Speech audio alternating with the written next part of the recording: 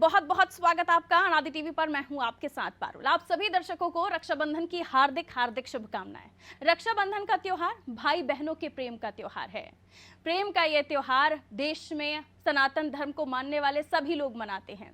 यूँ तो हम देखते हैं कि ये पर्व जब आता है तो खुशियां लेकर आता है, परिवार में, बहन भाई में, छोटे बच्चों में, बुजुर्गों में, क्योंकि सबका एक साथ बैठना होता है। दूर दराज से बहनें अपने भाई को राखी बांधने के लिए चली आती हैं और प्रेम का ये त्योहार प्रतीक है और उस बंधन का जिसमें जो बहनें हैं उनको भाई से रक्षा का वचन मिलता है। बहनें अपने भाई को आशीर्वाद देती हैं, प्रेम देती हैं और इस त्योहार पर हमारे देश में सभी जगहों पर अलग अलग तरह से भाई अपना संकल्प भी लेते हैं अपनी बहनों के लिए। तो आइए रक्षाबंधन के इस त्योहार पर जानते हैं कि कैसे त्योहार मनाया जाएगा, इस त्योहार के पीछे क्या कहानी है जिसकी वजह से आज हर परिवार ये त्योहार मना रहा है। और ये भी जानेंगे कि इस दिन आपको राखी किस समय पर बांधनी है, यानी शुभ मुहूर्त। पंडित राजेश दुबे जी हमारे साथ मौजूद हैं, आप ज्योतिषाचार्य हैं। बहुत बहुत स्वागत करती हूँ राजेश जी आपका अनादि टीवी पर। और पंडित जी, रक्षाबंधन का त्योहार है, तो रक्षाबंधन वैसे तो बहुत सारे लोग जानते हैं कि क्यों मनाया जाता है, लेकिन हर बार नई पीढ़ी जिसे पता होना चाहिए और सटीक कहानी पता होनी चाहिए कि रक्षाबंधन का पर्व मनाया क्यों जाता है। पंडित जी। ओम मंगलम भगवान विष्णु मंगलम गरुणध्वजा मंगलम पुंडरीकाक्ष मंगलाय तनोहरि। देखिए, रक्षाबंधन ये अपना सांस्कृतिक बहुत बड़ा त्यौहार है हिंदू धर्म के लिए। और इस त्यौहार में दो तीन कहानियाँ आती हैं। सबसे बड़ी कहानी तो ये आती है, एक महाभारत के समय श्रीमद् भागवत महापुराण में इसका एक उल्लेख दिया है कि जब भगवान श्री कृष्ण के उंगली में चक्र सुदर्शन फंस गया था तो उनकी उंगली से जो है लहू बहने लगा, तो उस समय द्रौपदी जी ने अपनी साड़ी का पल्लू चीर के भगवान श्री कृष्ण की उंगली में बांध दिया था। तो वहाँ से एक रक्षा का विधान आया था। और दूसरा विधान ज्योतिष के शास्त्र में यह माना जाता है कि श्रावण महीना में, जब पूरा श्रावण महीना चलता है, श्रावण महीना के लास्ट में जब पूर्णिमा तिथि आती है तो पूर्णिमा तिथि में जो है श्रवण नक्षत्र पड़ता है। श्रवण नक्षत्र का मतलब ये होता है जो आप लोग श्रावणी करते हैं, जैसे श्रावणी के जो ब्राह्मण लोग हैं, क्षत्रिय हैं, ये सब जो है अपना श्रावणी कृत्य करते हैं। तो श्रावण जब जब पूर्णिमा पे श्रवण नक्षत्र पड़ा है तब उसे अपन श्रावणी कहते हैं। और श्रावणी का पूरा मतलब ये होता है कि भगवान शिव को समर्पित होती है श्रावणी। श्रावण के महीना में ही ये श्रावण मास में श्रावणी आती है। तो रक्षाबंधन इससे बोलते हैं अपन श्रावण का। तो सबसे पहले ये है कि श्रावण में जो रक्षाबंधन मनाया जाता है, इसका सबसे बड़ा उल्लेख ये है कि हमको यदि रक्षाबंधन मनाना है तो सबसे प्रथम जो हमें भगवान श्री गणेश जी और भगवान देवादिदेव महादेव को सबसे प्रथम एक नारियल लेना चाहिए और नारियल के साथ साथ उसके ऊपर एक जनेऊ रखना चाहिए, एक सुपारी रखना चाहिए और एक कलावा वाली राखी रखना चाहिए और भगवान शिव को है वो समर्पित करना चाहिए। भगवान शिव को समर्पित करने के बाद रक्षा सूत्र भगवान शिव को समर्पित करने के बाद एक घी का दीपक जलाना चाहिए और भगवान से प्रार्थना करना चाहिए कि हे परमपिता परमात्मा देवादिदेव महादेव हमारे भाई को दीर्घायु और लंबी आयु दें। और जो भी शरीर में कई प्रकार के उपद्रव होते हैं, कोई कष्ट होता है, तो रक्षा सूत्र बांधने से उनका निराकरण होता है, हमारे शास्त्र में कहा गया है। और इसके लिए रक्षा सूत्र के लिए हमारा यदि राखी का धागा जो होता है जिसे हम रक्षा सूत्र बोलते हैं, तो यदि ये पीला हो, लाल हो तो ये अति उत्तम माना जाता है। ये रक्षाबंधन का विधान होता है। अब बात करते हैं कि रक्षाबंधन उस दिन राखी किस समय बांधना चाहिए। वैसे प्रातः तो देखा जाए तो भद्रा का वो रहेगा, पहर रहेगा, तो दिन में 1:03 तक जो है भद्रा रहेगी। तो 1:03 के बाद जो है आप रक्षाबंधन कर सकते हैं। सबसे पहले श्रावणी कृत होता है, आप उसे करें। श्रावणी कृत्य करने के बाद जो है अपने भाई की कलाई में राखी बांधें, एक घी का दीपक लगाएं, उसमें एक अखंड श्री पर रखें जिससे बोलते हैं अपन नारियल, अखंड कल्याण के लिए होता है, एक नारियल रखें और एक उरुमाल वगैरह जो भी आप रखते हैं उसमें वस्त्र जिससे कहते हैं अपन, वस्त्र रखना बहुत ज़रूरी होता है क्योंकि भाई के सिर पर एक वस्त्र रख देना, हाथ में एक नाड़ा बांध देना, ये हमारा शुभ का प्रतीक होता है। और हमारी संस्कृति में इसका बहुत बड़ा महत्व, क्योंकि ये हमारी जो चीज़ें हैं ये वैदिक पद्धति के अनुसार चलती हैं। वो हमारे जो वैदिक पद्धति है इसमें रक्षा सूत्र का बहुत बड़ा विधान माना जाता है। तो दिन में 1:03 के बाद जो है आप रक्षाबंधन कर सकते हैं जी। बिल्कुल, तो पंडित जी ने साथ में मुहूर्त भी बता दिया है। और पंडित जी, पूरा ये जो महीना होता है सावन का, जब हम देखते हैं कि सावन सोमवार के व्रत पड़ रहे होते हैं शिव की आराधना के बाद, और अंतिम सोमवार के बाद हम ये त्योहार मना रहे होते हैं जिसे हम राखी कहते हैं। हर घर में रक्षाबंधन का पर्व मनाया जाता है, लेकिन जैसे कि आपने जिक्र किया कि समय का भी ध्यान रखना होता है और सुबह से दिनचर्या का प्रारंभ भी कुछ अलग तरीके से होना चाहिए, ताकि आपका जो त्योहार है ये वाकई त्योहार की तरह ही रहे, और जैसे कि हमारी संस्कृति है, हमारी परंपरा है, उसको भी आप पूरी तरह से निभाएं। पंडित जी, रक्षाबंधन की आपने मुहूर्त के साथ तो बताया कि क्या कुछ कहानी रही, लेकिन अब मैं आगे आपसे जानना चाहूंगी कि आज का दिन क्या खास कुछ महत्व है, क्योंकि हर बार हम देखते हैं किसी तरह का योग बन रहा होता है, तो क्या कोई ऐसा योग बन रहा है रक्षाबंधन के दिन? देखिए, ये जो 5 सोमवार जो श्रावण महीने में इस बार 5 सोमवार पड़े हैं, और जो है भद्रा जो है दिन में 1 बजे तक है, क्योंकि भद्रा का वास जो है मृत्यु लोक में रहेगा। और जब भद्रा का वास मृत्यु लोक में रहता है तो उस समय जो है शुभ कार्य निषेध माना जाता है वैदिक पद्धति के अनुसार। तो ये जो है पंचांग की दृष्टिकोण से दिया जाए तो उसमें सर्वार्थ सिद्धि अमृत योग आ रहा है। और सबसे बड़ा है कि पूर्णिमा पे जो श्रवण नक्षत्र पड़ रहा है वो पूरे दिन रहेगा आपका श्रवण नक्षत्र। प्रातः 5 बजे से लेकर ब्रह्म मुहूर्त से रात्रि 9:27 तक जो है श्रवण नक्षत्र रहेगा। तो श्रवण नक्षत्र में यदि हम कोई कृत्य करते हैं पूर्णिमा के दिन तो वो बहुत शुभ माना जाता है। और इसके साथ साथ में ये है कि रक्षाबंधन उसमें क्या मेन सबसे बड़ा क्या सोमवार पड़ रहा है। तो सोमवार सबसे पहले जो है भोलेनाथ के लिए बहुत प्रिय माना जाता है, भगवान शिव का ही मतलब वो दिन माना जाता है। हालांकि सम्राट देवादि दो महादेव तो सारे दिन उन्हीं के हैं, पर सोमवार पड़ जाना श्रवण नक्षत्र पे बहुत बड़ा योग बनता है। और उसके साथ साथ श्रवण नक्षत्र के साथ साथ पूर्णिमा तिथि पड़ जाती है तो ये भी उससे बहुत बड़ा योग हो जाता है। शिव और शक्ति दोनों का योग बन जाता है। तो ये हमारे परिवार के लिए और हमारे देश के लिए, हमारे घर की खुशहाली के लिए, संस्कृति के लिए बहुत अच्छा माना जाता है। बिल्कुल पंडित जी, जो प्रक्रिया है वो तो हम सभी जानते हैं कि राखी बांधनी है, रुमाल रखना है, मिठाई रखनी है, लेकिन थाली में क्या कुछ चीज़ों की जो ज़रूरत है वो होनी चाहिए, और सही मायनों में जो रक्षाबंधन का त्यौहार है वो किस तरीके से मनाना चाहिए? देखिए, कई लोग, क्योंकि मैं भी देखती हूँ कि बच्चे जो हैं उनको पता नहीं होता कि रक्षाबंधन में आप जब टीका लगा रहे हैं अपने भाई को तो किस उंगली का उपयोग करें। उसके अलावा कई लोग चावल लगाते हैं, कई लोग नहीं लगाते, रोली का उपयोग करते नहीं करते हैं। और फिर थाली में क्या क्या चीज़ों की मौजूदगी होनी चाहिए और किस तरीके से प्रक्रिया के साथ हम अपने भाई को रक्षा सूत्र बांध सकते हैं? देखिए, सबसे प्रथम हमको जो एक पूजा की थाली लेना चाहिए, सबसे पहले उसमें जो हमारी एक रोली होना चाहिए जो लाल होती है। वो क्या लाल क्या शुभ का प्रतीक माना जाता है। उसके साथ में जो है रक्षा सूत्र रखें हम, और उसमें थोड़ी चावल रखें और एक नारियल रख लें, नारियल के साथ एक जनेऊ रख लें, और उसके साथ साथ एक घी का दीपक बना लें। उस जो आप घी का दीपक बनाएंगे थोड़ा सा उसमें हल्दी डाल लें, चावल डाल लें आप, और उसमें थाली के अंदर स्वस्तिक बना के उस पर रख लें, और मिष्ठान रखें आप साथ में।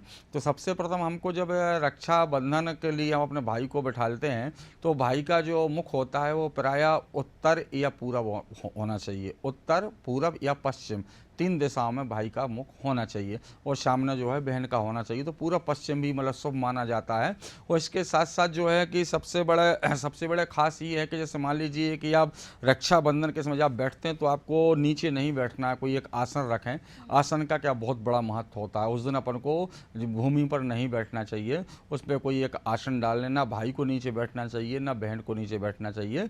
एक कोई आसन डालें, वो आसन के बीच में जब आप थाली रखते हैं तो थाली भी अपनी आप एक चौकी पर रखें। उस चौकी पे एक हल्का सा स्वस्तिक बना लें आप, उसको थोड़े से चावल डाल लें, उसके नीचे दूर्वा वगैरह रख लें, और गंगा जल का पात्र रख लें आप। ये आपका शुभ का प्रतीक माना जाता है, क्योंकि हमारा ये मतलब संस्कृत कार्यक्रम होता है।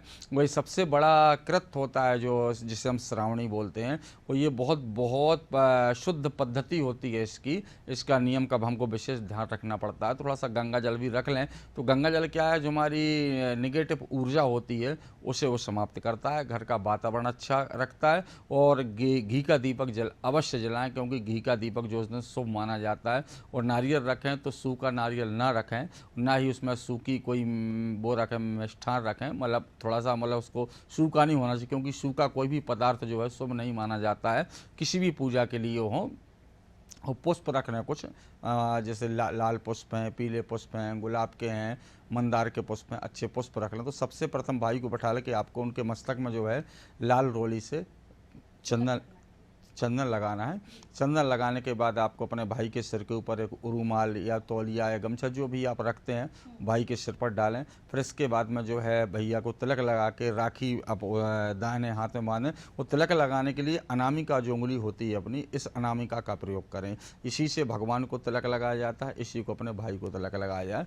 और इसके बाद में रक्षा सूत्र बांधें आप। रक्षा सूत्र बांधें, अब जब रक्षा सूत्र बांधें थोड़ा हाथ में थोड़ा चावल रख दें। वो चावल क्या है, जिसके अपन बोलते हैं अक्षत। अक्षत का मतलब होता है जिसका कभी कोई क्षय ना हो। तो अक्षत का मतलब अक्षय होता है, वो मतलब लंबी दीर्घ आयु के लिए होता है, स्वस्थ शरीर के लिए होता है। कई प्रकार की निगेटिव जो ऊर्जा होती हैं शरीर में, वो अक्षत उसको ख़त्म करता है, समाप्त कर देता है। और नारियल लें, तो नारियल भी भाई के हाथ में रख दें और उसके ऊपर थोड़ा चावल रख दें, हल्दी रख दें। यदि कोई वस्त्र यदि आपके पास है तो उसको वस्त्र रख दें, वस्त्र नहीं तो जनेऊ रख दें उसके ऊपर।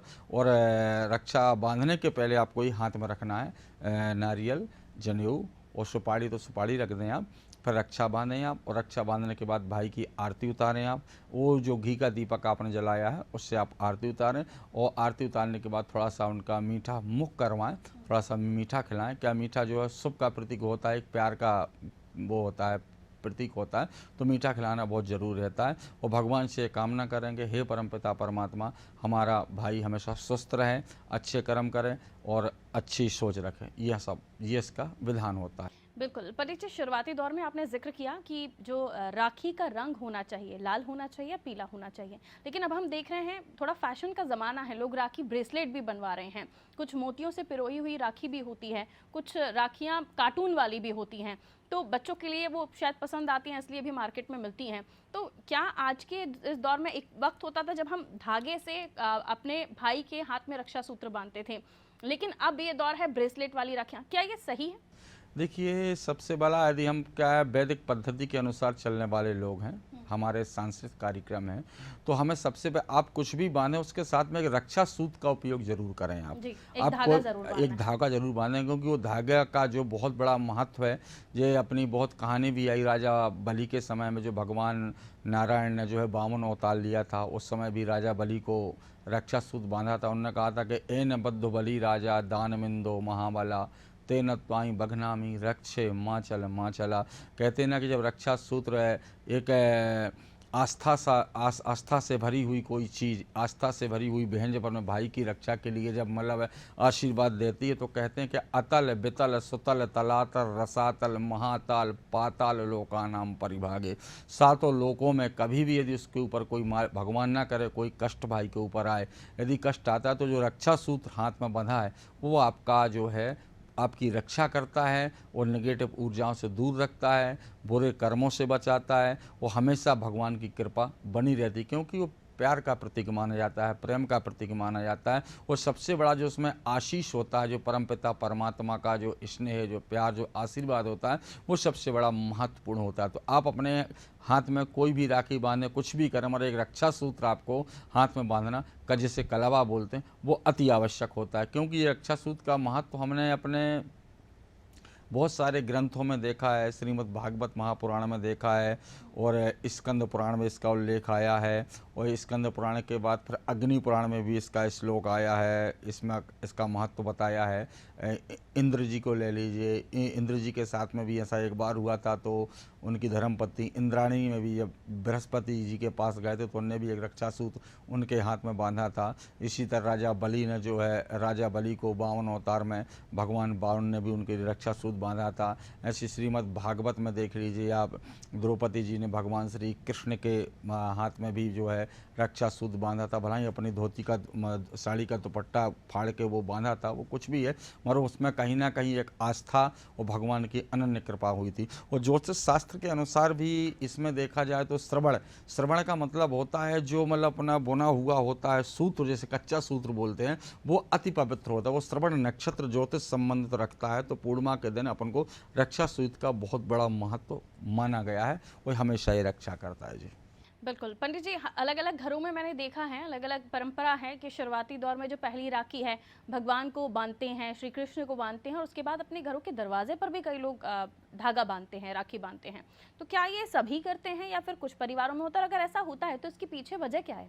देखिए, रक्षा सूत्र जिसे हम कलाबा बोलते हैं, ये कलाबा जो ये रक्षा करने के लिए होता है। कहते हैं ना कि दसों दिशाओं में रक्षा करने वाला होता है। जैसे पहले आपने कभी पहले देखा होगा, बहुत पहले ये रामायण में भी एक कहानी आई थी कि भगवान श्री लक्ष्मण जी ने जब राम जी मृगा के पीछे गए थे तो एक लकीर खींच के गए थे। वो मतलब वो रक्षा की लकीर खींचे गए थे कि लकीर पार के नहीं आना, जिसे लक्ष्मण रेखा कहते हैं। तो ये रेखा जो है, ये रक्षा सूत्र रेखा राखी जो होती है, ये बहुत बड़ा महत्व होता है। ये वेद शास्त्रों से संबंध है, हमारे पौराणिक संबंध है। और जो हमारे वेद शास्त्र पुराने, हमारे ऋषि मुनि से हम भगवान के मुखार बंदिश से ये सारी चीज़ें बताई हुई हैं, क्योंकि जो हमारी वेद में वो चीज़ है, जो हमारे वेद में है वो हमारे लिए है, और जो हमारे वेद में है वही सच है ना।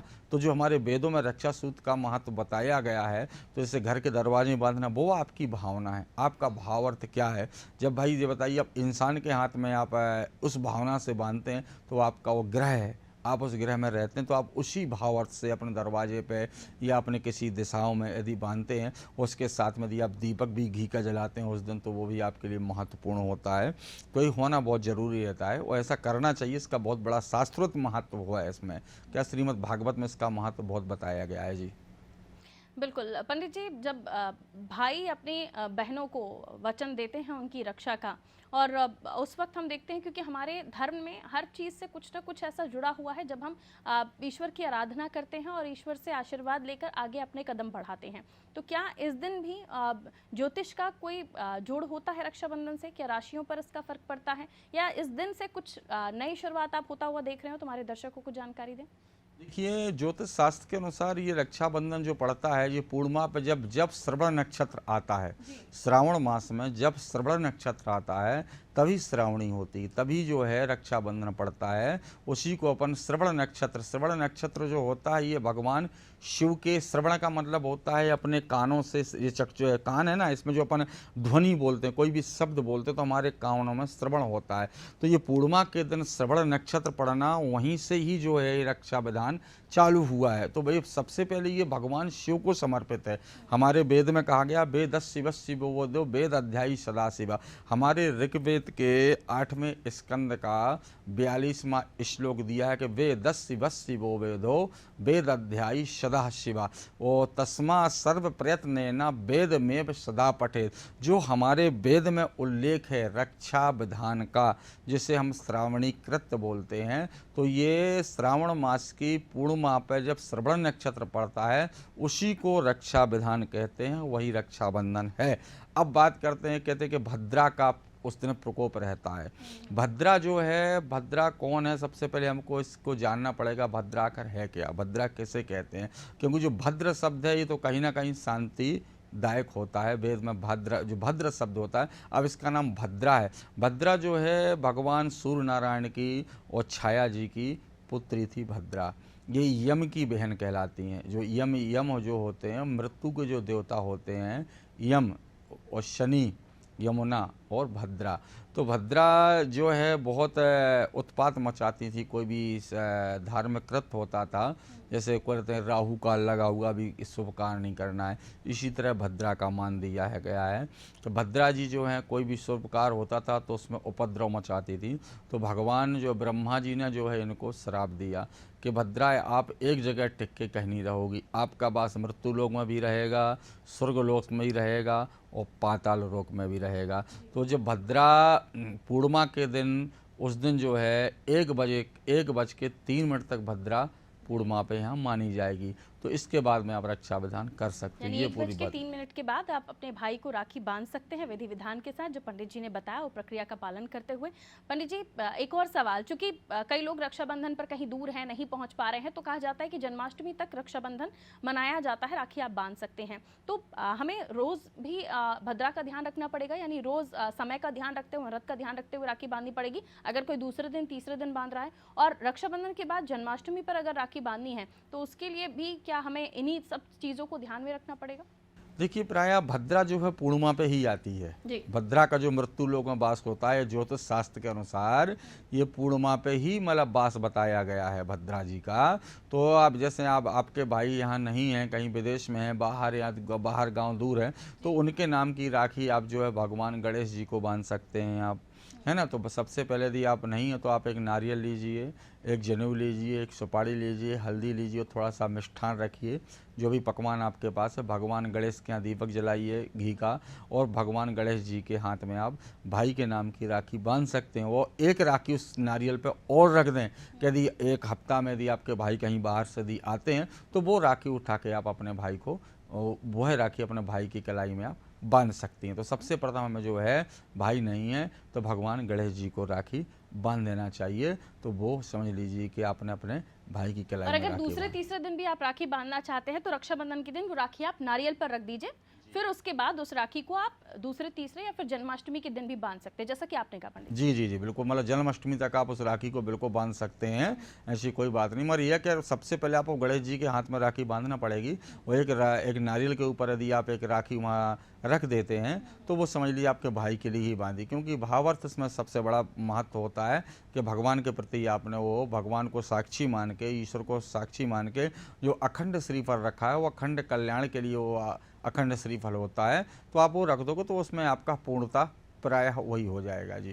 क्योंकि कई बार हमने देखा है कि रक्षाबंधन के बाद तक राखियां खरीदी जाती हैं, और ये आपने बताया कि ये अपने आप में महत्वपूर्ण है कि रक्षाबंधन का दिन ही अपने आप में बहुत बड़ा दिन है। तो इसलिए आप अपने भाई को दूसरे तीसरे या फिर जन्माष्टमी के दिन भी राखी बांधना चाहती हैं तो आप राखी को नारियल के ऊपर रक्षाबंधन के दिन रखें, और 1:03 के बाद ये पर्व शुरू होगा, यानी भद्रा तब उसके बाद नहीं रहेगा। तो आप इस बात का ध्यान रख सकते हैं। पंडित जी, एक और सवाल और महत्वपूर्ण मुझे लगता है कि फैशन का ज़माना है और रक्षाबंधन के दिन सभी नए कपड़े खरीदते हैं, तैयार होते हैं, लेकिन रंगों का ध्यान मुझे लगता है आप इतना ज़्यादा नहीं रखते लोग। तो क्या इसका भी जिक्र है, आपको लगता है कि होना चाहिए? क्योंकि काले कपड़े भी हम देखते हैं कई बार पहन लेते हैं और रक्षाबंधन का पर्व मना रहे होते हैं, रक्षा सूत्र बांध रहे होते हैं, तो इस त्योहार के दौरान कपड़ों का रंग भी ध्यान रखना पड़ता है? देखिए ये तो बहुत बड़ी महत्वपूर्ण बात आपने ये सवाल किया है आपने।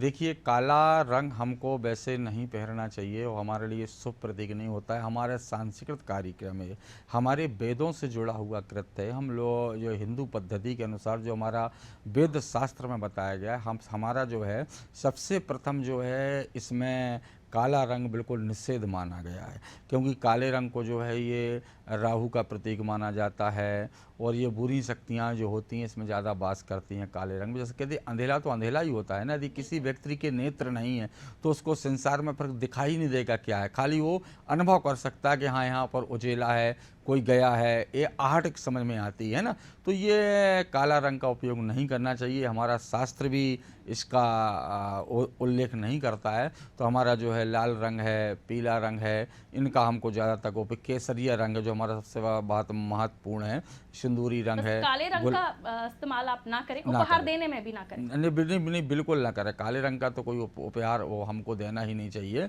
ये निषेध माना गया हमारे शास्त्रों के अनुसार। और फिर मान के चलिए किसी की राशि का यदि गुरु स्वामी है, किसी का चंद्रमा स्वामी है, किसी का बुध स्वामी है, सोम, तो ये सब चीज़ें वो ब्लैक नहीं चलती हैं, उसमें नहीं देना चाहिए। हमारे शास्त्र में प्रमाण दिया है इसका। बिल्कुल, इस बात का विशेष तौर पर आप ध्यान रखें। और रक्षाबंधन की पूरी प्रक्रिया, क्या महत्व है, क्या कहानी है और किन किन बातों का ध्यान रखते हुए आपको अपने भाई को राखी बांधनी है, ये भी पंडित जी ने हमें बताया। पंडित जी बहुत शुक्रिया, आपने समय दिया और हमारे दर्शकों को रक्षाबंधन से जुड़ी हुई सारी जानकारियाँ दी, बहुत शुक्रिया।